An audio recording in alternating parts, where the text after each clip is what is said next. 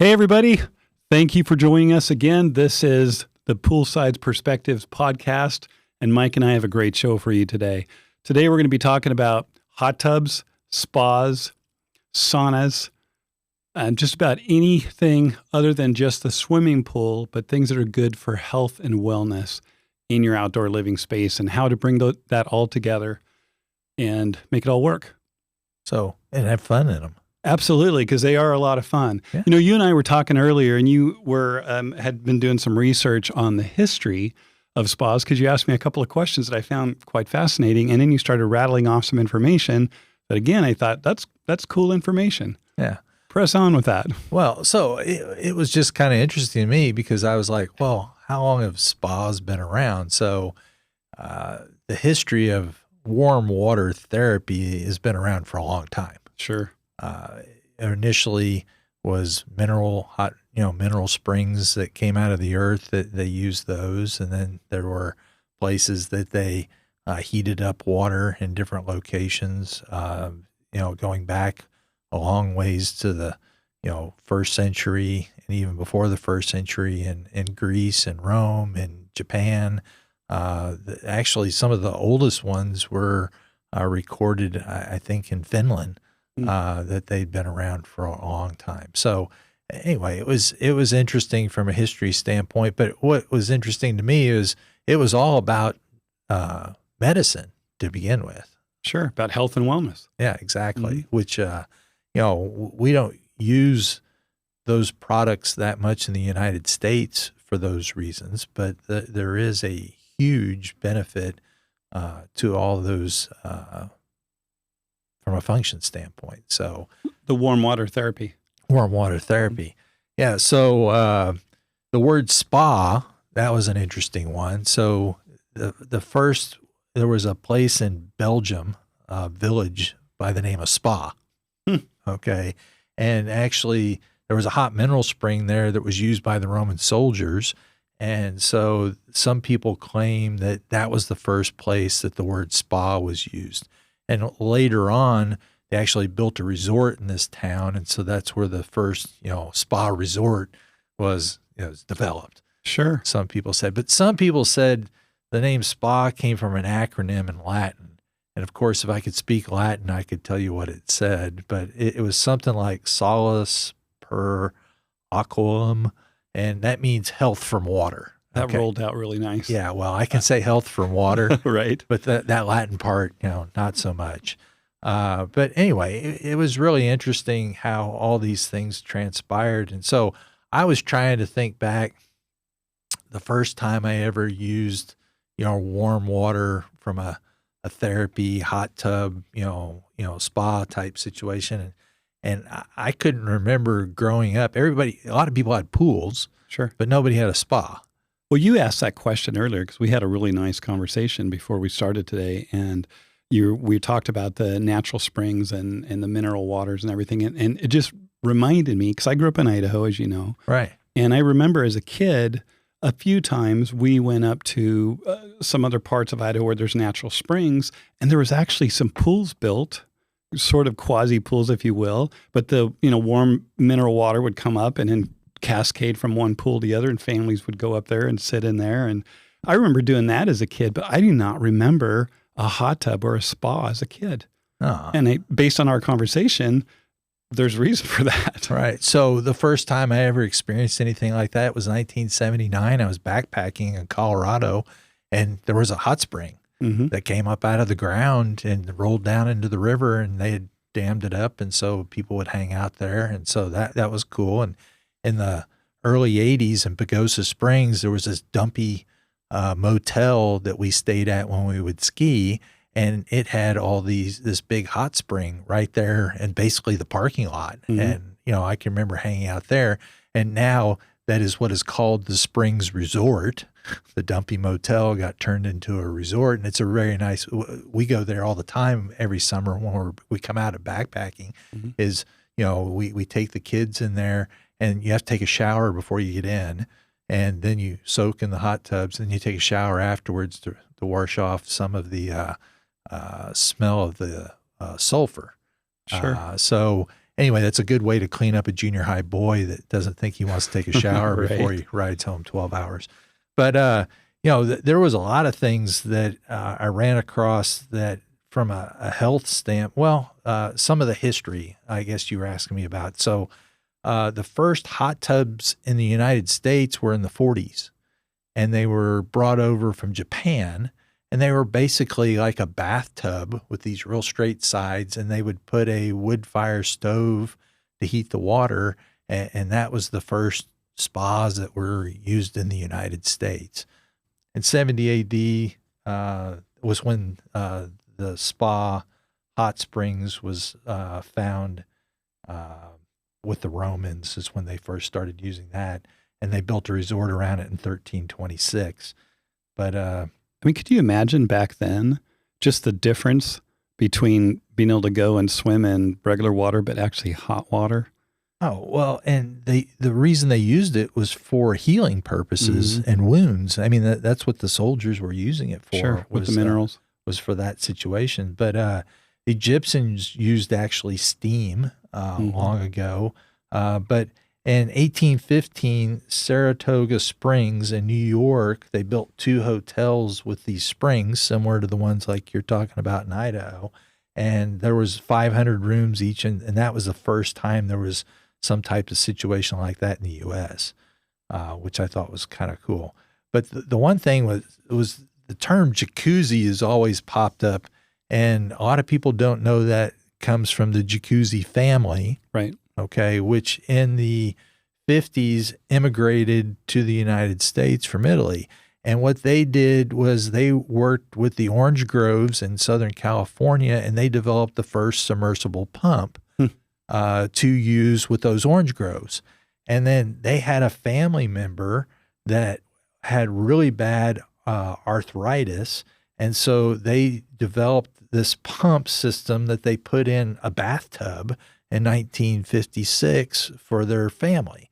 And so with that, they were able to develop that the jacuzzi tubs. Jacuzzi tub. And so then they started doing just standalone bath units in 63.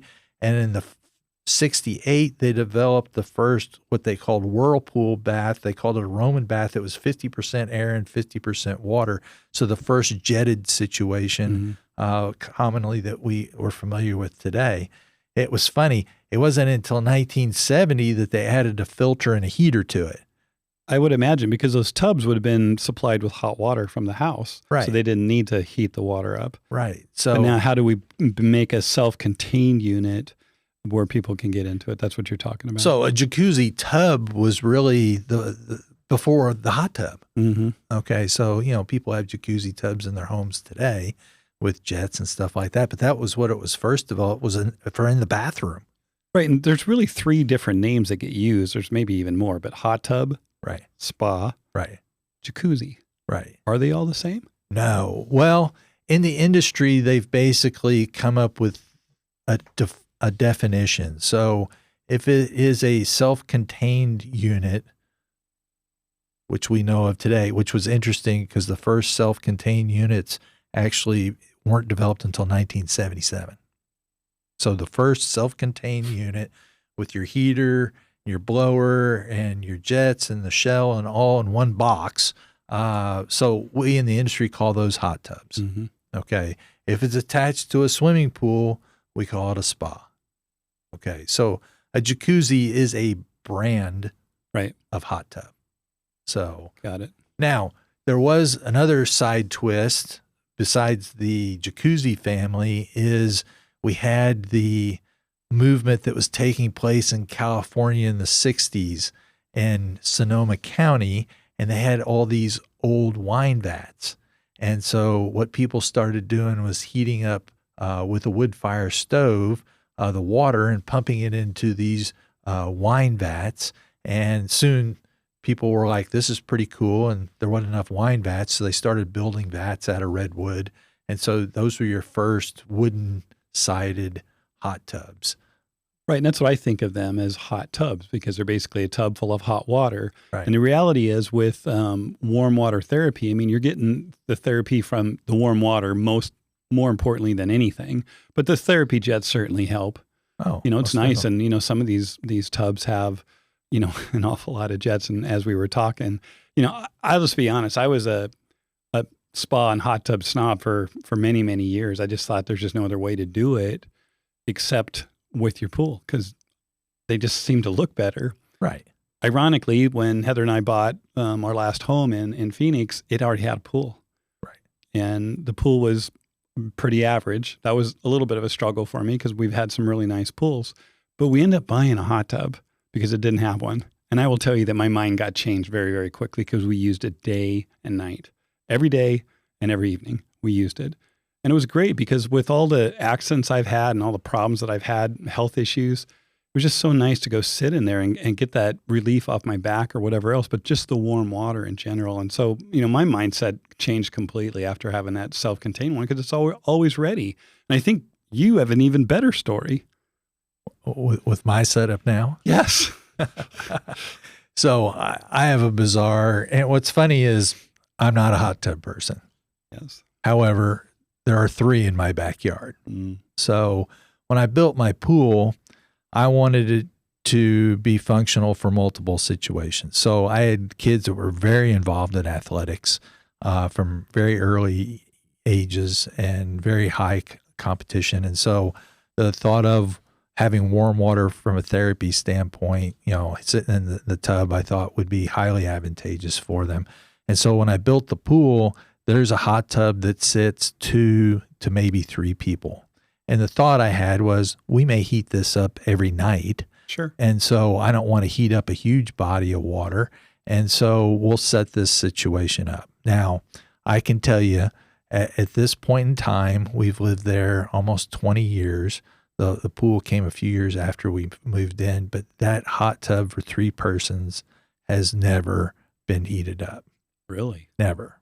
Okay. So the second hot tub I built was to sit large groups. So it has kind of like stadium seating in it. So there's a top step or bench, depending on what you want to call it, that people can sit in that's 6 inches of water. Because what I find is a lot of people like to hang out in the social aspect, but they don't want to be in just deep water for a long period of time. Sure. And so a lot of people like to move up and down, but they're sitting in on the tops, on the coping, you're kind of out of it and you start cooling off. But if you can sit in 6 inches of water, that makes it a little bit more comfortable. So I've got the 6 inches of water that people hang out in. Then I've got the standard bench seat that sits 10 people in that. And so there's people that'll sit with their feet in the water in the 6 inches, people that sit in the 6 inches of water, people that sit in a normal bench. And so there might be sometimes, 20 people sitting around this vessel when we're having a large gathering, especially when we had a large gathering with kids. Mm-hmm. So we've got those 2. Okay. Then I'm a pool guy. And so I've gone into projects numerous times and people have had a hot tub and we're going to remove it and we're going to put a pool in. And I had a client that had virtually like a year or 2 old Hot Springs hot tub, which is pretty close to the top of the line. And they said, you can haul it off. And I'm like, throw it away? And they're like, yeah. And I said, do you want to try to sell it or give it to somebody? No, I wouldn't want to give someone something used and then it breaks and that type of thing. And I'm like, was it okay if I just take it? And they're like, sure. So I took it and put it in another part of the yard, away from the pool and everything like that. So it's in a little separate area and we have that. So the pro is, there's pros and cons to both of those units. Yeah, let's talk about those. Okay. So, the big issue with some people is access. Okay. How do I get into my hot tub? Mm-hmm. How do I get into my spa? And so I think access is a big deal for some people because they want it to feel like it's in part of the setting. Mm-hmm. So instead of just a box sitting on the edge of the patio. So how have you solved that in some of the things you've done? Well, I've done them in the past. I've done the above ground spas that it's designed and built so it looks like it's part of the pool. but you can't really pull it off perfectly because you got to have access into the spa because everything's, contained within. So there's that way to do it. You can buy a shell separately and plumb it in with the pool equipment. I've done that a couple times. There's a number of different ways to do it. And, the main thing that I think is important is for people to understand the difference between the two, because there's pros and cons to both. And there's some good ones to both. I like them both. But I just found it ironic that after all those years of being that snob for above ground spas that, we get one and it's like our favorite thing. So with an above ground unit, what you have is an access panel on one side. So you have to be able to get to that access panel to service pumps, motor, right, everything that's in that space. So I do have a project that the foundation of the house is being poured probably this week. Okay. And there's a vault in the foundation of the house so they can recess the tub down a full 36 inches. And gain access to the side panel is and the spa goes at the very end of the porch. Oh, and then we're building a retaining wall around the end part so you can go in and actually access the equipment. Right. And there's a lid that's going over that space. So when you first glance at it, you don't notice that there's steps and a retaining wall there. So that's the craziest one that I've ever done from an access standpoint. But, I've had a lot of times hillsides where I've had the access panel on the downhill side and we've built decks, wood decks and things like that, all the way sometimes up to the very top of the spa, or maybe even down 18 inches so you can use the spa as like a bench. Yep, I've done that before. It's a good way to do it. If you're trying to incorporate it into the area. The other option is, you have your pool and outdoor living area, and then maybe off the master bedroom you've got a small space, and that's where you put your spa, your above ground spa. To your point, you had both of them. I probably in the future, if I ever did this again, would probably have both. We just really enjoyed having it because it was always ready. That water's always warm, always 104 degrees. This wasn't like a top of the line unit, but it still had 56 jets. Right. Which is a lot of jets. They oscillate, they pulsate. We use those kinds of jets in spas that are being built with the pool, but there's just hardly not a way to incorporate all, and I'll use the word all, of the functions and necessities of an above ground spa into an in-ground spa. Sure, because you can't get jets all the way up on your neck in an in-ground spa. We just can't physically get them up in that. And if I put 56 jets in an in-ground spa, it would make the structure Swiss cheese. Yes, it would. And it would fall apart. There wouldn't be enough. There'd be so much plumbing in it because an above ground unit isn't structural at all. So it's basically totally self-contained. So it's not having to deal with the pressure of the soil or, all the things that go into, like a typical swimming pool. So one of the things that's really important about an above ground spa, in my opinion, after all these years, is it has to be an enclosed unit. Because the problem we had in Arizona was the little, desert rats and all these little, creatures. They like going inside these things and chewing on wires, just like they do with pool heaters and everything else. So you want to get one that's literally so enclosed that you can't really get in there without taking off panels, and they're sealed in such a way that stuff is protected from the elements. So with a lot of the units today, they have a heavy foam insulation around them to protect them from that aspect. And also it helps to keep the unit warmer. So explain the concept to people about it's always ready to use versus, how does a spa with a pool work from a heating standpoint? So an above ground spa or jacuzzi is going to be powered by electricity. You're going to need at least a 50 or 60 amp sub panel. They typically are pulling anywhere from 35 to 40, depending on how many pumps and stuff are on. There's probably some that even use more energy than that. But because it's powered by electricity, it's always on, and you just set the temperature on it, and it just maintains that temperature. Now, above ground spas are maintained differently typically than in-ground spas, because in an above ground spa, you're probably going to be using bromine versus chlorine as a sanitizer. Right. And a lot of above ground spas now come with ozone systems. You can even get one with the saltwater system. I mean, there's a lot of stuff going on these things now. I mean, TVs that rise out of them, entertainment systems. I mean, it goes on and on and on. Water features. Yeah, water features. I've seen shear descents on them. Little spray bubbles that come out, LED lights, colored lighting, stereo systems. I mean, it's really. It's pretty neat. If you can't afford a pool, or maybe you want a pool and then maybe something like that, it's a great option to have. And as I said, oftentimes we're not, open-minded to stuff until we've actually experienced it. And, my bad on that, because I'll tell you what, I absolutely love it, because it was, as you were talking, always ready. You want to keep it somewhere between 102 and 104 degrees.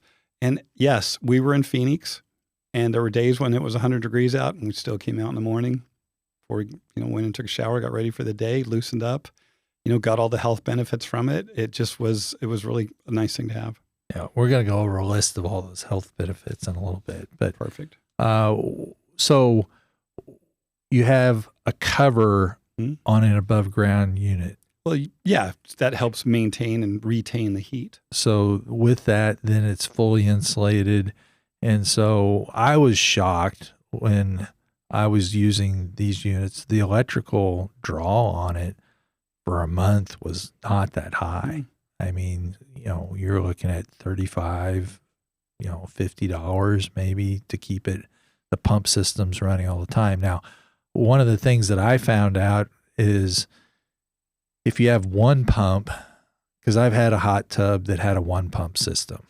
And what happens with the one pump system is it runs the filter and the heater all the time. And then when you turn the jets on, it turns the heater and the filter off, and it's just running jets now. And what happens is that's like your bathtub. It soon cools off, and it's not as enjoyable as it was when you first got in. So I highly recommend, if you're going to consider a hot tub, and that's the difference between, people are like, why is there such a wide swing in price? One of the big things is how many pump systems you have. Because if it's a one pump system, those are the ones you find at Sam's Club or, Costco. And, it's like, oh, it's, $4,000 or $5,000 in cost. And why is this one over here $15,000 in cost? Is a lot of it has to do with the pumping and all that type of thing. But yeah, the features, the equipment, everything. I mean, there's a lot of stuff going into this thing, and they have to be engineered that way. They got to be packed and shipped, and they need to last a reasonable amount of time. So that is one thing about a hot tub, is I tell people it's an appliance. Yes, it is. Okay. So as you get a refrigerator, you're going to replace a refrigerator or a washer or dryer over a certain period of time because it is an appliance. Okay. Now, the better ones are going to be easier to repair and do work on. And the same thing falls into the place with hot tubs. So there's people that do repair work on them, but the life expectancy of one is probably 10 years.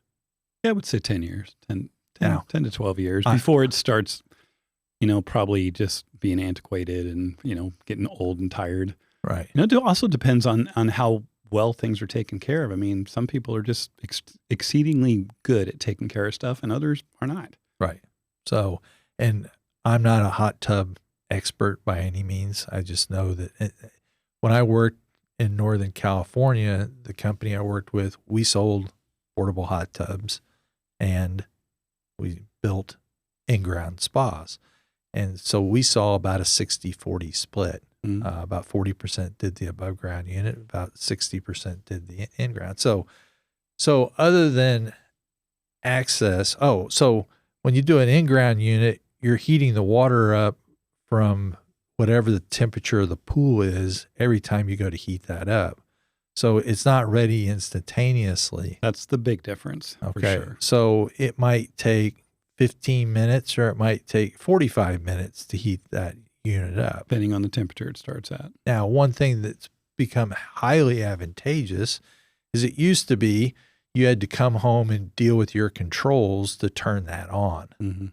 Now everybody turns their hot tub, spa, turns their spa on from their handheld remote that's on their phone. The one that's connected to the pool. Or part of the pool equipment, yeah. Yeah, so you can be at a restaurant, you can be on your way home, and you can turn that unit on. So the heat up time becomes a little bit easier to deal with. Or if, case in point, you used it every morning, you could program it to be ready to use at 7 o'clock every morning. Well, because it was a self-contained spa, it was just ready all the time. Yeah. No, I'm saying if you had one that was built in with your pool, you could program it. So, but yes, it's at an instant's notice, you can walk out there and use it and it's ready to use. So the second thing is you mentioned the jets.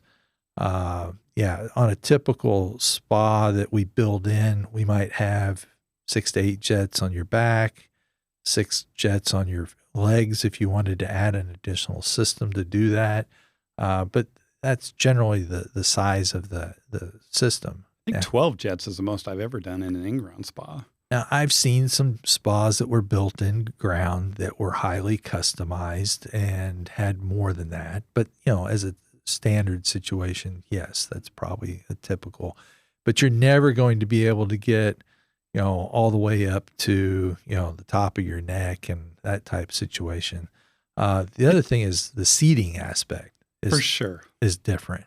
It's just a totally different feel. It's one, in one case you are, right out with the pool, enjoying the pool, all the features on the pool, sitting in the spa. And, I've been doing spas for years that were at the same level as the pool. So you could sit on the dam wall, you could swing back and forth between the pool and the spa. The kids liked it, usually set up near a Baja shelf or a tanning ledge or a sun shelf, if you will. So it just was a nice space and a nice area, for people to engage and interact with one another with. And it works well, but it's a different experience. Now you get into the above ground hot tub outside the master bedroom or outside, in a different space in the yard with all those jets. And they're just two different animals. They're both great in their own sense. Right. But you have seats that, are almost like a lounge. Oh yeah. And there's different chairs and they've got different, capabilities and that type of situation. Well, we have a bullfrog spa at our house in Phoenix, and all the therapy jets in it, you can switch them around to different parts of the spa. So if you've got one side of the spa that has a specific type of seating, you can move around the jets to get either an oscillating one, a pulsating one, or whatever. So it's really a well-engineered spa. I really liked it. Really thought it was a really, really nice unit. Now, the closest we can get to that is we can use a waterway jet in your in-ground spa. Pull the guts out and replace them. And the nozzles, you can take those out and switch those out if you so desired, that type of situation. So that's the closest we can come in comparison to, and with that, again, you're not going to have one seat that's got 8 different jets on it. It's just physically not structurally possible to do that. You brought up earlier that you had a list of all the health benefits of hot water. Yes. And you were going to rattle those off for us, for our listeners. Yeah. So, because they're great. They're just, having a hot tub or an in-ground spa, either way. I mean, we're advocates of the health and wellness of all of this, but the warm water. So before we jump to that, so access, we talked about, I just want to touch base on this because this is a big pet peeve of mine. So access to a hot tub, a lot of times people can build them into a deck. You can build into seating, or you can build steps all the way across it so people can hang out on the steps and walk up and then sit on a bench to get in. So there's some customizing situations you can do. There's a lot of people in the outdoor living industry that are highly creative that can come up with ways to adapt these in your backyard. But if I'm going to put one in the ground with a pool, access is also very important to get into them. Yep. So there's 2 scenarios that I run into most commonly. The most common, I feel, for a long time was to have the spa raised 18 inches. And the advantage of it is you then got a water feature coming out of the spa into the pool. And some people, that was the only water feature that they needed. But when you do that, realize you're paying for masonry all the way around that unit. So you could also build a wall somewhere else and make a water feature instead of raising the spa. But yeah, it made a great seat wall. Right. That's what we did. We just called it a seat wall style raised spa. So you could use that to sit on. You swing around. You don't have steps in it. It's just, you have nothing but seating area in it. Sit on it and rotate, huh? Yes, sir. Sit and spin. Yes. Right. So it's very easy for people to get in and out of it. The one thing, the 6-inch raised spa and the 12-inch raised spa to me are horrible because my knees don't work that well that I can squat down and sit on the edge of that thing. So then it's awkward. Am I trying to step on it? Am I stepping over it? How am I getting in and out of this thing? And so to me, it was there's a lot of pool builders that do 12-inch raised spas because they're saving a little bit of masonry and gunite. And to me, that's horrible. Okay. Well, I think too, just on the maintenance side of it, I mean, when you have a raised spa, you're going to have water drying, and you're getting wet and drying and getting wet over and over again on that dam wall, which is ultimately going to turn into a calcium issue. And, you're going to notice that you can see where the water is coming down on it. So part of the reason I went to just down the same level as the pool is it just got rid of all that. And it became more part of the pool, in my opinion. It brought people closer to the water. Sure. So I ran into this when I first got into the pool industry, and the lady asked me, how come nobody talked to me about this? They built a flush spa. Mm-hmm. The step from the flush spa to the bench is how much? Well, you're going to have about 6 inches of water because it's like the top step of a pool. And then you're down to 18 inches unless you're doing a custom spa with different heights on the seating. So, but that's if you put a step in. Right. So if you don't have a step. It's you're talking 24, about 26 inches down to that step. You're falling in. Right. So nobody talked to them about it. This is an older lady. They bought the pool and the spa for hydrotherapy for her husband. So they were sold a pool and spa, did not talk to somebody that would tell them all the information they needed to know. Right. So she literally had to carry him into the spa because they didn't put a top step anywhere. So if I ever do a flush spa, the industry says if you're going to have a vessel, you should have steps into it. Mm-hmm. Now, I have a lot of people that say, I don't want the third step because it messes up the seating and people's feet and stuff like that. But I would highly advocate that you want at least a top step always if you have a flush spa. What's funny about your comment about the third step is I don't know how many people have said to me, and over the years I always ask them, do you want the third step? Right. Because without the third step, some people, their feet are not going to be touching anything. And once the therapy jets come on, if they're in high power, I mean, they might just push them right off the bench. And so the step at least was like a foothold. So you could gain a little traction, push yourself back into that jet. Oh, if you're short, huh? Well, that's I've never had anybody say that. A good thought. So one thing that's become a big thing with the industry is the drains on the bottom of a spa. Mm-hmm. Where from a safety standpoint, this was something that there was big concerns with, a number of years back because people were getting hair entrapment and suction entrapment, and it was predominantly in spas. And so there was one round drain at the bottom of the spa. So this has been done away with. Now there's always 2 drains in a spa if they're round, or you might use a channel type drain. That was a word of the day, right? Channel drain. It was a word of the day, yes. Yes. So if you use a channel drain, those are nice because the water is taken from all the way around, and a lot of the channel drains are flush, so you don't stub your toes on the bottom of They're pretty big. But the channel drains that we use most often have a pebble top on them, so they sort of disappear into the bottom of the spa, but they're large. And so if you had what happened was they went from single drains to dual drains, and the dual drains had to be 3 feet apart, or it had to be on a different plane. Right. So a drain on a different plane. Yes, sidewall. And then so that would work as well. So I've seen some people, there's a really nice detail. They put a toe kick area on the bench. Mm-hmm. So that was recessed back underneath, and they put the drains back there, which I think is a really beautiful look, especially if you're doing like a glass tile or something like that in the spa, so you don't see the drain at all in the space. So I think that's really cool. Well, not only that, but I mean, if you could hide the drain so you didn't see it. Yeah. So that's a great idea. I've also seen people in that toe kick put strip lighting, like the PAL strip lighting down in that area, which is really cool from an aesthetic standpoint too. So there's all these cool things you could do with a spa. So I just wanted to talk about that access issue. So we talked about two different access issues. So one is just the access to service an above ground spa if you're putting it down near the pool. And then the access you were just talking about is the access, and this is a super important thing to consider, is, yeah, it's really fun to have a spa, but you have to be able to get into it. And so as we all, get a little bit older, we don't move around as much. We're not as, mobile.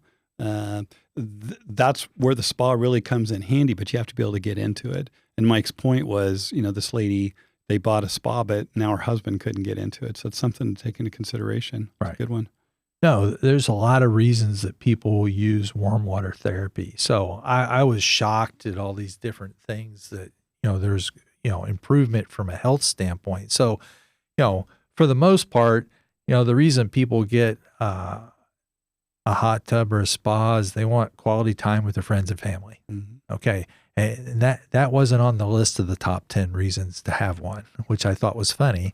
So I'm just going to kind of rattle some of these things off, and you can give me your thought process. So the first thing is it says it improves your sleep because it releases the tension in your muscles. So, you can rest fully and more efficiently. So I can attest to that. Yes. So did you use your spa at night or in the morning? We got up we're early risers. I was in the military for 13 years, so I'm used to getting up at 4:30 every single morning. And Heather, she worked a job where she was up early. So it was every morning, right? 10, 15, 20 minutes, go in, shower, get ready for the day, go to work, come home at night, rest, relax. But before we took showers for the night, we'd go out and sit in the spa. Okay. So every day. And I mean every day. Okay. So what it also says is it reduces anxiety and stress just by submerging yourself in water. There's compression that happens on you. So that releases endorphins. So you get more comfortable, relaxed situation. So you must have been one non-stressed individual with that much hot tub. Why would I have any depression or anxiety in my life? Well, we're all blessed with a lot of different things. Absolutely. So the other thing it said, if you want to take that reducing anxiety and stress to another level, is you might add aromatherapy into it as well. That's true. Another thing I'll just add to this is, we're all busy. We all spend a lot of time working, taking care of our kids, taking care of each other, taking care of our animals, taking care of our homes. This was a time when we could just have, that 15 to 20 to 30-minute time, just her and I. Right. Just talking, catching up on the day. We had a TV out on the back patio, so I could turn on Monday Night Football and sit in the hot tub and watch it. It was pretty fun. Yeah. It was good. But I enjoyed that time, with her. It was good quality time. The other thing it says, it will increase your circulation. You'll have better circulation because your blood vessels expand. So therefore, it takes more oxygen through your system. So your heart doesn't work as hard. So that sounds like good things. It is a good thing. Yeah. So it also claims that you'll have less inflammation because it reduces the load on your joints and allows your joints to kind of reset. Because it says so many of us sit in a chair all day long, and we have our joints are compacted, and so being in a buoyant situation is helpful from that aspect, which I thought was interesting. So also to decrease that pressure by adding the jets, that also gave you a sense of more buoyancy. So that was helpful. So pain relief was another one. Keep on going because there's a lot of them. So it said basically back pain is a predominant one, which I have a lot of. I've had clients actually been given medical reason for getting a portable hot tub. I injured my back 30 years ago in the military, and Right. yeah, it helps. Yes. And so the other thing is it said it helped with headaches, I guess because of the circulation improvement. It's used a lot with people that have chronic pain.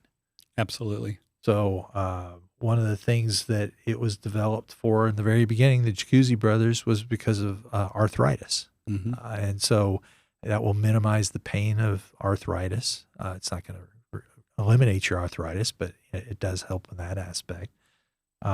It gives you lower blood pressure, which is one of the things that they mentioned. If you have low blood pressure, that's not something that's a good thing for you to be using a hot tub extensively. So, because it's going to continue to lower it. It gives you more range of motion. In fact, they recommend if you are really stiff or something like that, you can stretch when you're in the hot tub. That can help you in that aspect. It relieves sinus issues, which I think would be the reason everybody would want one around here because of all the cedar that causes lots of sinus problems for people here in North Texas. My wife has really bad sinus issues. I've never had a sinus issue in my life. Yeah. I don't have that. I just haven't had that problem. So I can't relate to people that have it, but I can see how miserable they are. Right. I know how miserable she gets. Yeah. And it helped. It definitely helped. So it boosts your immunity because of better blood flow, white blood cells traveling better in that aspect. Just loosens up everything. Yeah. So it talked about a full body detox. Mm-hmm. So getting all kinds of nasty stuff out of your system. So now we're talking my language. Yeah. So their recommendation was that you don't want to sit in there for a long period of time, but 15, 20 minutes a day. You don't want to be in more than about 15 or 20 minutes at a time. You don't want your body to overheat. That's not good for you. Right. So about 15, 20 minutes, that's usually it. Yeah. So they mentioned dehydration was something you wanted to be careful with. You're fully hydrated. If you're pregnant, they do not recommend you to do warm water therapy. Yeah, I never had that problem. I've never had that problem either. So no, but that's a really good safety thing right there because you don't want that little cookie in the oven cooking and overheating. Yes, correct. So, and also people with heart problems, they recommended that you not use warm water therapy. It's one of the reasons why when you buy one, that they suggest that you actually go see your doctor and make sure that you can use it. You're not going to have a problem, that you got a good bill of health. Yeah. So those were some of which, as I started, the family enjoyment with friends and family was not on the top 10 list. It was farther down than that. But I think that's what people buy them for and don't realize that they really have a great resource at their fingertips to use for a lot of different reasons. Health and wellness. So it's something that, just the relieving of stress, I think, is something that a lot of people have dealt with, especially in the last several years with the changes to a lot of our lives. And did something happen? Yeah. Well, people got to stay home more. Oh, yeah, that's right. One thing I want to ask you about when it comes to in-ground spas that I experienced in Arizona was that there were actually builders that were putting these little 11 kW electric heaters on them. And that's a little tiny electric heater about that big. It's a little box, and it'll heat up your spa easy in, 6, 8, 10, 12, 14 hours, or maybe not at all. This is kind of key here, since we're talking about spas and hot tubs, is there's always a cheaper way to do stuff. But not a better. But there's a way to do stuff so that it's better. And you need to understand what the differences are, because those little 11 kW heaters, they just couldn't heat a spa. I don't know how many renovations I did where I had to, bring in a gas line or put in a propane tank and put in a, regular 400,000 or at the very smallest, a 250K BTU heater. I mean, part of you want the heater on there so it'll heat it up fast. So will a heat pump work? No. That won't work either. It has yet to prove to me that it will get a spa up to 104 degrees on Christmas Day when it's cold. Right. And, the kind that are mixed together, I think we even talked about this because I talked about dual purpose motorcycles. There's motorcycles that are really good in the dirt. There's motorcycles that are really good on the street. And then they make a dual purpose, which is not really good at either one of them. So I know that there's a heat pump on the market that's combined with actually a gas heater. And if I remember correctly, Pentair has it. And it's a gas heater that has an electric heat pump built in with it, but they're smaller units. So it's a 100K BTU gas heater. And I don't remember what the specs were on the heat pump portion of it. The idea was that you could maybe save some money and you could possibly cool the pool. And I honestly don't know enough about that particular product to really give any sort of good, information on it. I just don't see how a heat pump can heat a spa to 104 degrees in the middle of winter, someplace where it's cold, like in North Texas. I mean, we get below freezing. Right. So again, depending on the part of the country you're at and depending on the season, I would say that it's probably not going to work. I did go on a project a couple years ago, and they had a pool and spa combination, and there was a heat pump on the pool, no gas heater. And I asked them, and they just purchased the home, and I said, well, you're probably going to want to put a gas heater on it. They're going to have to. It's never going to get it that They said warm. yes. And the previous owner had moved there from Florida and thought that they could get away with that situation. And they found out, sadly, that it didn't work to their maybe in expectations. Florida and even California, maybe, that combo unit would work. I just don't know. And, I want to be 100% positive when I tell somebody anything. And I know for a fact that if you use a gas heater, you can get your hot tub up or spa to 104 degrees. And that's kind of the magic number, 102 to 104. That's where my wife likes to be. She likes to cook. 102. She's cooking. Yeah, my wife likes it at 102, but she likes to cook regular food at like 500 degrees. We always laugh. She's a great cook. Everything comes very warm. And you can take a little bit break before you eat it. Yeah. Wow. But you need it warm. So as long as we're on the hot tubs and spas, and then we'll come back to it, shall we talk about the word of the day? Sure. Because it kind of has a little something to do with spas, because spas or hot tubs are, self-contained hot tubs. Many of them typically have an ozone option on them, or they come with an ozone. And we use ozone on our swimming pools to help with sanitation. So they're used with hot tubs as well. So let our word be ozone. Ozone. So ozone. So in a hot tub, you have a lid on it. Mm-hmm. So are you typically going to get algae as an issue? You can, yeah. But if you've got the lid on it, for the most part, then you're not going to develop algae because it depends on how long it is since that lid was opened. Okay. And what kind of maintenance has been done on that hot tub. Okay. I mean, I had kind of a particular, routine, if you will, because I'm just a creature of habit, if you will. And so every 3 months I would drain it completely, polish it, either clean the filter, put a new filter in it, check everything out, fill it back up, forget it for 3 months. It was pretty rare that water ever got bad in it. It had an ozone system on it. We used bromine in it. Okay. Super easy to maintain. So ozone doesn't work on algae. Mm-mm. It works primarily on bacteria. It works on organic material. Okay. So with using it in conjunction with a hot tub, then you can use either less chlorine.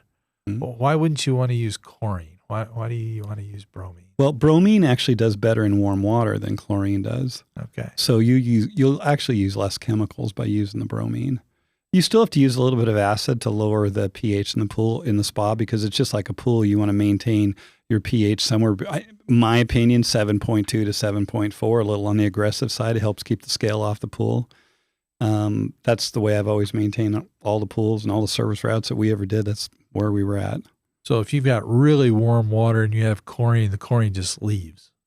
Well, the chlorine just doesn't last as long. And in a swimming pool, of course, you've got, sanitizer. With the pool or with the spa, you have a number of things that you're going to have to maintain. So, Mike, we've been talking about above ground spas or hot tubs, and a lot of them, most of them are helped with the sanitation with ozone. And we had a question of the day that came from somebody that wanted to know what ozone even is, what it does, how it works. What is ozone? Well, ozone is oxygen. Extra molecule of oxygen. An extra one. The bonus. The bonus molecule. Yeah. So by using it, we can, how do I explain this? Let me make a run at it. Okay, you make a run at it. So the easiest way for me to explain ozone to people is all of you have experienced ozone. If you've ever been out after a thunderstorm and that smell of just like everything smells really fresh, you're smelling ozone. And so in a swimming pool, what the ozone does, ozone, as Mike just pointed out, or as I just pointed out, as we both know, is 3 molecules of oxygen. And the third molecule is like super unstable. It wants to detach pretty quickly and grab a hold of something and just burn it up. And so the way I explain it to people is imagine a giant pile of leaves in your yard. Go over and you light them on fire and it burns down to just a small little piece or small pieces. Now we filter all of that out. So the ozone does its big job of just burning stuff off. And then the filtration system does the rest of it by running it through the filtration system. But ozone is going to reduce your need for chlorine or even bromine by 40, 50, 60%. Right. And it's pure and it's safe. And it's not like the ozone in the atmosphere where you think, it can hurt you, because it's not going to hurt you. It's a very, very small amount. And there's a couple different types of ozone systems anyway. There's the standard normal type, and then there's the corona discharge type, which is a completely different animal altogether. So which do you prefer? Well, you're not going to see a lot of corona discharge style ozone units on residential swimming pools. There are some, but they're substantially more expensive than, say, a standalone unit, like, say, a Dell unit, which you and I are both familiar with, which are excellent. There's a lot of different types of ozone systems on the market. Some of them are just, little, if you could imagine a little tiny electrical storm going off inside a little box, and then that being drawn back into the water to do its sanitation. I mean, it's just kind of interesting how it all works. So there's a lot of different units that are available on the market. Mm-hmm. So they're going to be a wide variety of price points. Very wide. And they're going to be a wide variety of how effective they are. Well, here's the thing. I think what happens with advertising, and I'll open this up too, and that is things work differently in different parts of the country. But with marketing and advertising, very often, the message is the same wherever you're at. But it doesn't really work like that, because there's certain products that do very well in different parts of the country that don't do well in other parts of the country. Because the climate's different. The weather is different. The prevailing winds are different. The sunshine is there's more sunshine or there's less sunshine. There's more environmental conditions. There's more organic material getting into the pool. I mean, here in North Texas, there's so many trees here. Every year people are dealing with this. In Arizona, we don't really deal with that. We don't have a lot of that kind of organic material falling into pools. Now, are there areas in Phoenix where it does? Sure. Older areas, especially get down in central Phoenix, there's lots of areas that are beautiful with lots of trees. Those people are going to get trees, and there's pine trees there with pine needles. But for the most part, because so much of the Phoenix area is new, there's not big trees there. And it's the desert. So we don't deal with the organic material the same as here. Right. Like most of the country. Yeah. So most of the country has trees. So, and the point really is that based upon where you're at, there's going to be things that work better than in other parts of the country. So you might have heard from a friend or a family member or some coworker, maybe you moved from a different part of the country to a new part of the country, and the stuff that worked where you were at before just might not work the same as it does in a new place. Right. And so I think it's just really important that you not only understand that, but whoever you're working with understand this, because this isn't a one size fits all. So ozone is a sanitizer. Yes, it is. Okay. So by using it, you can reduce the amount of chlorine or bromine that you need in a hot tub or even a swimming pool. Right. Okay. But typically bromine is not used in swimming pools. It's used just in a hot tub. Correct. Okay. So we've got something that lowers the chlorine. It makes it more user-friendly to use. The other advantage of that system is with a hot tub with it running 24/7 is you have more time for your ozone to be more effective than if you're using a system that only runs for, say, 8 or 10 or 12 or even 15, 16 hours a day. Would that be a safe statement? Correct. And then because they're different types of units, the corona discharge versus the standard unit, these units have ballast in them. They have a bulb in them. These bulbs are rated for a certain amount of time because when they're brand new, there's more output than when they're 2 years old or 3 years old. They only last so long before they're just, the bulb or the ballast has to be replaced in the less expensive ones. When you start talking corona discharge systems, I mean, these are thousands and thousands of dollars. And in the old days, they put, bulbs in the bottom of the pool that would push out the ozone. So it was just, it's a different type of technology that just reduces the amount of harsh chemicals because there's no chemicals involved with ozone. And that's the appeal. There's been a lot of talk about how, bad chlorine is for people. And of course, over the years, I know you've experienced this where people will come to you and say, well, I'm allergic to chlorine, so I don't want a chlorine pool. And maybe they are allergic to the chlorine, but the reality is a lot of those people are allergic to chloramines, which is the byproduct of chlorine. Right. So once it combines with something, it turns into waste. That waste is essentially ammonia. And yeah, it'll cause itchy skin. It'll cause your eyes to burn. It can, change your hair color. It can do a lot of things, but it's the chloramines and not the chlorine. And where I'm going with this is that chlorine is good. This solved a lot of the world's problems. We have clean drinking water as a result of chlorine. Chlorine is used to manufacture all kinds of products. And so there's been, in marketing and advertising, one of the best ways to get people to make a decision is to scare them. And so if people are afraid of chlorine, we could sell more ozone or we could sell other alternatives. And I'm just saying that the chlorine is still needed.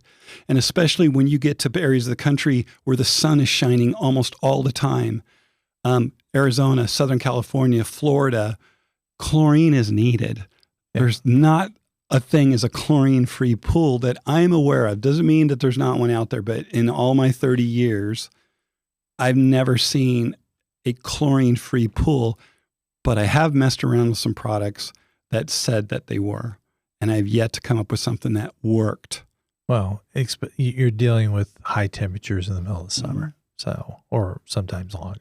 And that's really it. That, Mike, is the high temperatures, because water becomes increasingly more difficult to maintain as the temperature rises. That's why in the wintertime, your pool's really easy to take care of. Right. So any last thoughts on ozone? The only thoughts I have on ozone is they're great for swimming pools and spas and hot tubs. I would highly encourage having one. Yeah. Awesome. Okay. So one of the things that we didn't touch base on, which is becoming increasingly of high interest to people, is a cold plunge. Oh, for sure. So 2 years ago, I had 3 clients that were interested in cold plunge. And prior to that, I never had a client that was interested in a cold plunge. And so when I went to the international show last year, I walked the whole show looking for cold plunges. Tony Robbins thinks they're the best things ever. Well, there's several people that are in the podcast industry that talk about cold plunges as well. So anyway, I found 3 last year. So I was like, okay, well, this is good information. So this year I walked around the show looking for cold plunges. There was probably 33 this year. So becoming more mainstream and popular for sure. Most definitely. So this is something, again, from a health and wellness standpoint that has gained a lot of traction. And so there's some things that people aren't aware about those, but most of the units that you're looking at are going to be a portable above ground unit similar to your hot tub that you're going to put in your wellness area of your home. And it could be inside or it could be outside. So most of them are designed to be in both situations. So here we're going to cool the water off somewhere, so around 55 degrees. And you're going to get in that water to begin with. Most people are 1 to 2 minutes to start with, but not for long periods of time. But it does also increase your pulse rate when you go into water that's that cold. Yeah, we used our pool as a cold plunge in the wintertime. So in Phoenix? Yeah. Did it actually get to 55? Oh, yeah. Oh, okay. So it increases your adrenaline when you go in there because, you're shocking your system. So you get out and you feel very invigorated from it. Sure. Also, antioxidant capabilities are increased because of the white blood cell count goes up. So there was a lot of things that go along with this. And there's also people that view using a cold plunge along with a sauna. That's been going on for about 1,000 years. And, like a steam sauna? Yeah. So that's something that I don't know a lot about steam saunas. So that I think we should get an expert to talk about that. And I'm not that person. You may know more about it than I do, but you probably do because I don't know much. I don't know about that, but anyway, that's another. So in talking of the wellness situation, that's another thing that's come up that's increasing in popularity and demand, and looking at the whole wellness situation, which I think is becoming more of a topic to discuss. I mean, a lot of people have had the situation in their homes. They didn't use it. But now that they've realized there's more advantages than just the social aspects of it, then it's going to become more regularly used. Well, there's a pretty big difference, I think, between the jacuzzi tub and a really nice outdoor above ground spa or even in ground spa. I mean, they definitely work different. You're laying down in the tub, not sitting up. I mean, they're definitely different animals. Right. Okay.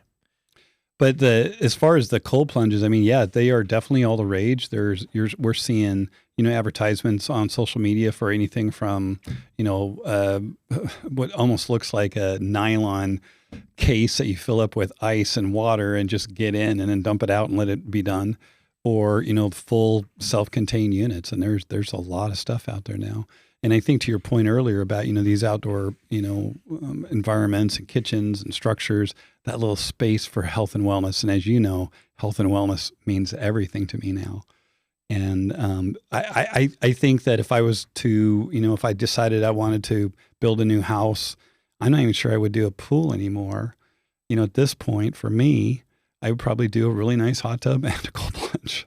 Yeah. The cold plunge. I mean, we had 4 pools. The kids are all grown. I mean, it was great. I loved it. And I love helping young families, build these spectacular, projects that they're going to enjoy and have so much fun with their kids and family for years and years. But, we're kind of over that.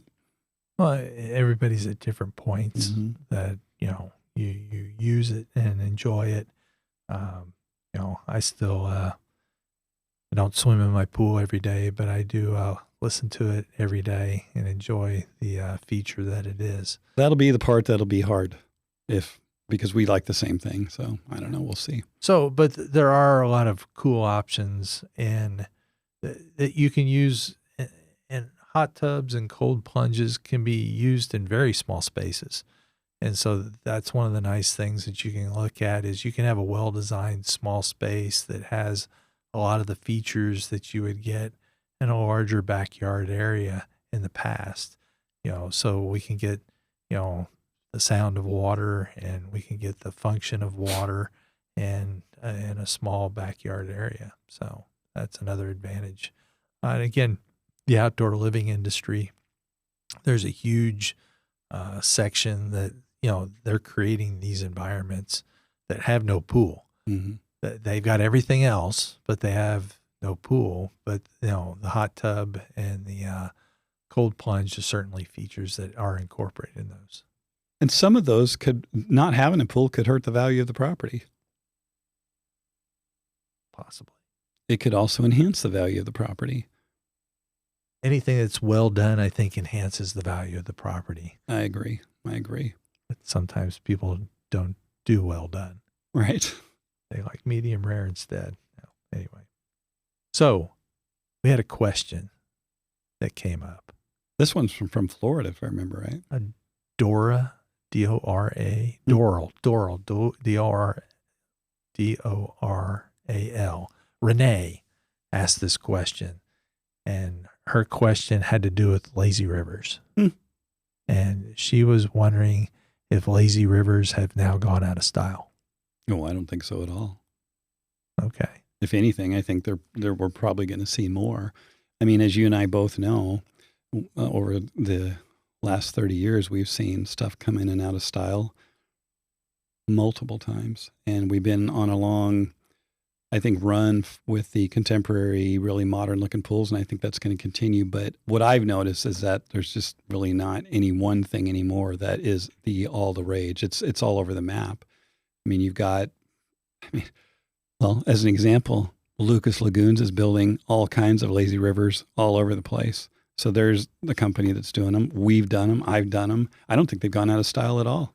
I think what she may have been referring to is that the style of lazy river that most people visualize is what Lucas Lagoon does. Like a big lagoon with a big giant freeform lazy river around it. Yeah, for sure. And boulder work and stuff like that. And so because, a lot of design has gone towards a more modern style the last several years, I think what she's thinking is, do they do a modern style lazy river?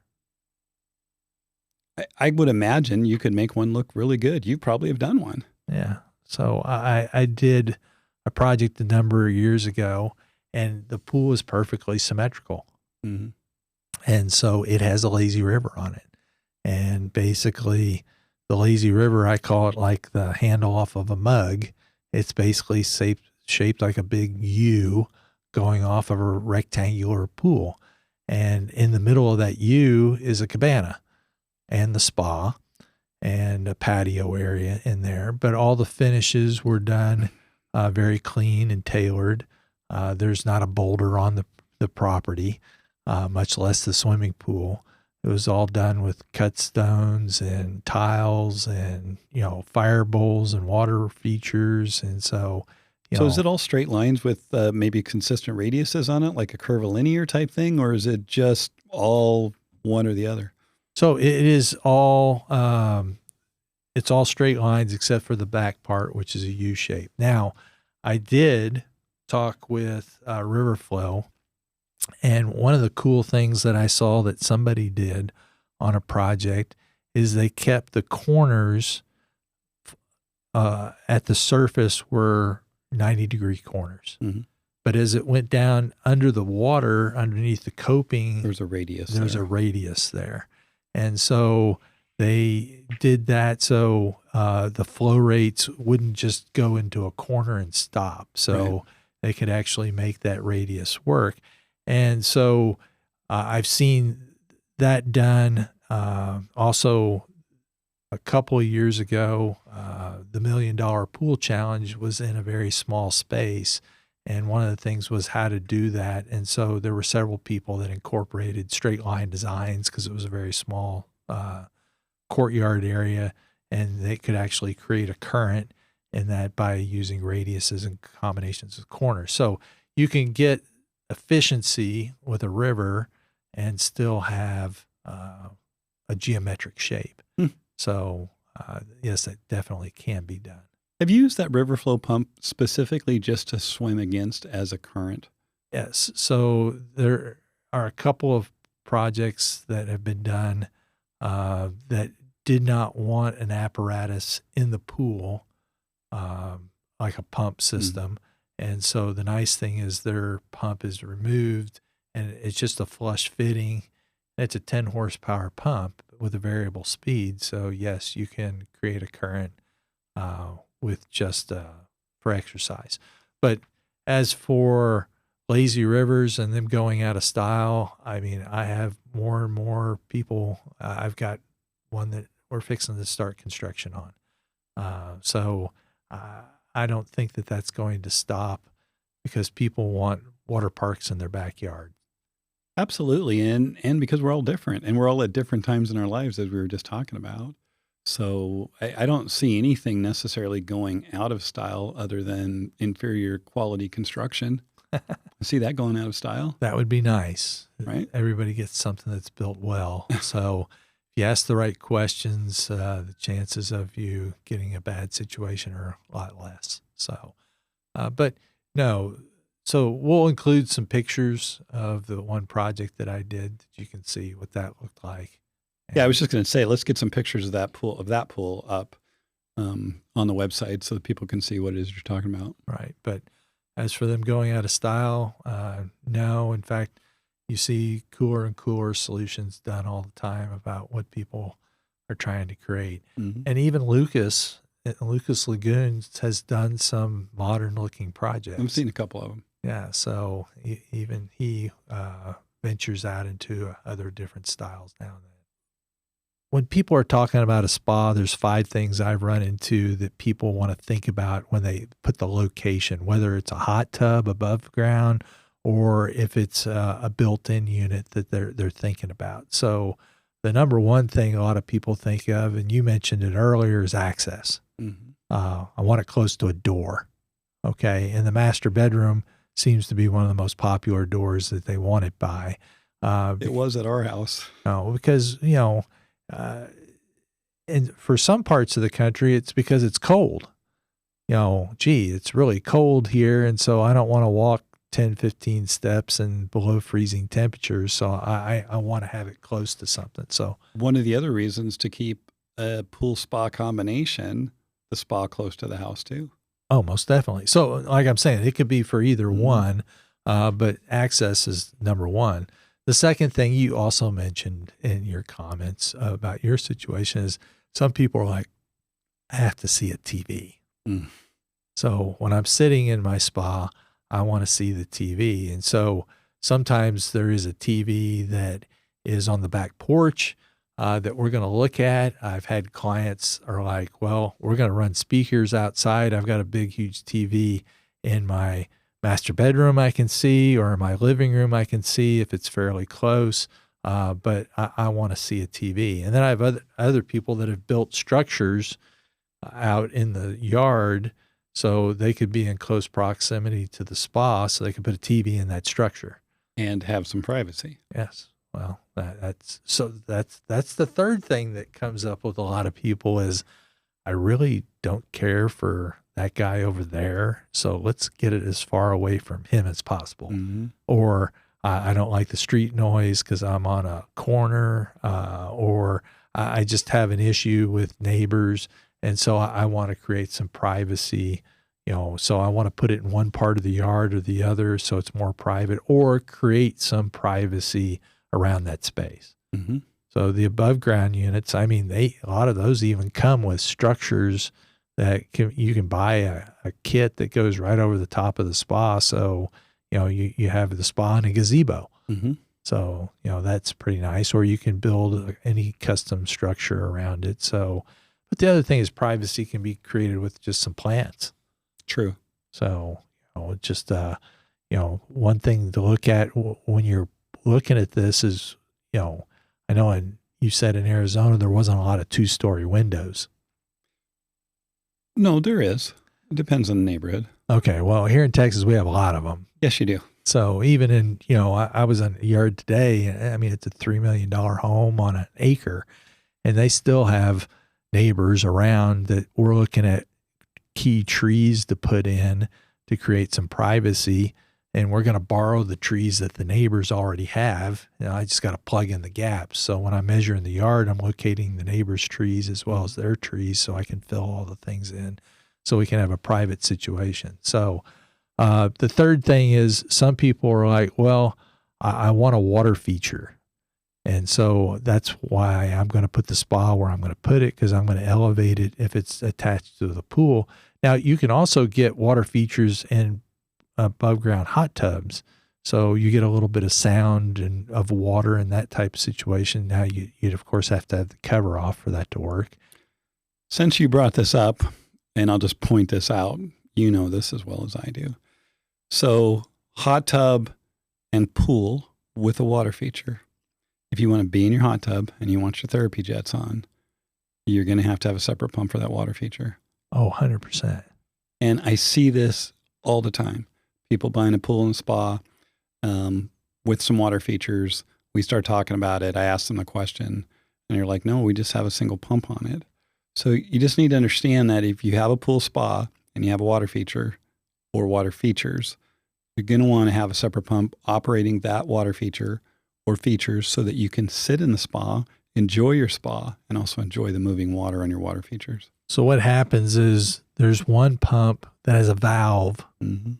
One part of the valve goes to the spa. The other part of the valve goes to the water features. So when you're in pool mode, the water features run. Mm-hmm. And when you push the button, the valve turns. Boom, water features are dead.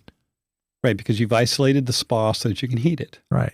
So the water doesn't run over the wall into the pool and heat the pool. You're taking the water from the floor of the spa and returning it to the jets, so it's isolated.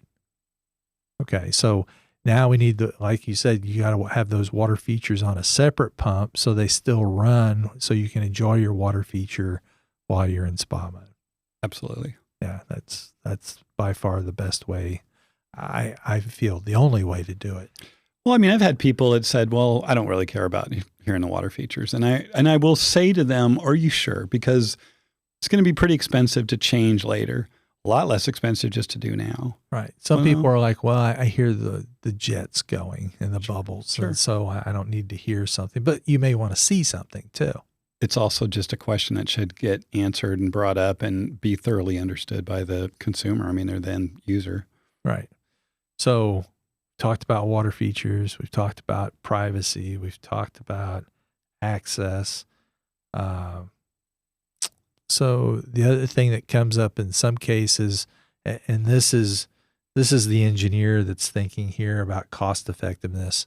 We're going to put the spa near where the electrical source is or where the plumbing source is, so I can save a few $100s in cost. And to me, that's not a good decision to make, but some people are all about efficiency. Mm-hmm.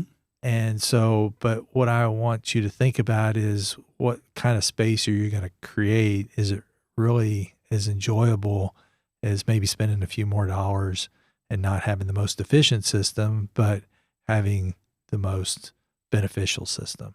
Agreed. Yeah. So, but I do have people now and then that are like, oh, I need the spa on this end of the pool because that's near the pool equipment. Or I need the spa on this side of the yard because that's where my electrical service is. Well, I think those are important things to discuss with homeowners, as I know you do. The location of the electrical panel, the gas meter, the proximity to the pool, where the pool equipment's going. Because, I mean, a lot of that stuff, all of that stuff is underground. No one sees it, and no one likes to pay for stuff that they don't see, and I get it. But I agree with you. I mean, you're creating a space here. Let's not keep it so close that you can hear it and you're, having to deal with it all the time. So I don't know, somewhere between about 25 and 50 feet away from the pool is pretty ideal. Oh, okay. Other thoughts, concerns, or questions?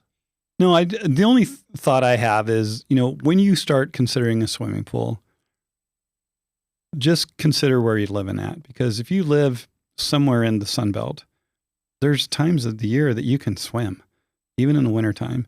And so if you're going to heat it, if you're going to have a heated pool, really think twice about having a spa, because you're halfway there because you got the heat source.